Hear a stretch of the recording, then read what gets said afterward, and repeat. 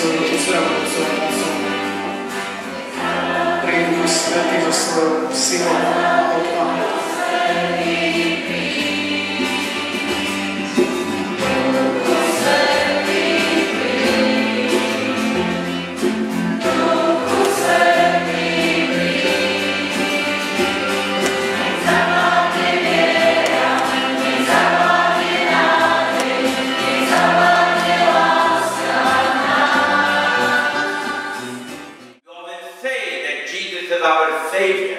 Často hovoríme, že Ježiš je náš spasiteľ. That Jesus saved us. Že nás Ježiš vykúpil.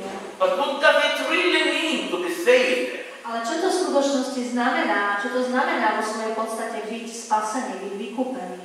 So imagine you are drowning. Predstavte si, že sa topíte. In a very rough sea. Vo veľmi rozbúrenom mori. You are losing hope. Strácate nádej. When somebody throws a cord to you. A niekto vám hodí záchranné koleso.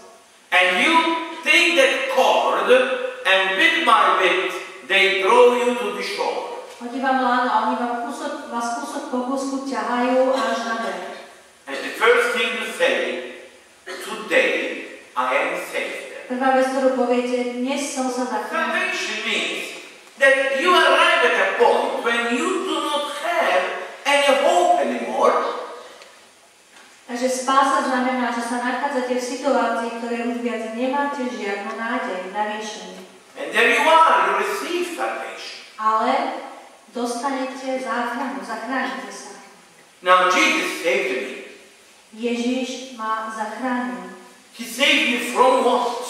Zachránil ma, ale z čoho? I sinned. Zhrešil som. But it's not the end for me. Ale toto pre mňa neznamená koniec. Jesus is forgiving me. Ježiš mi odpúšťa.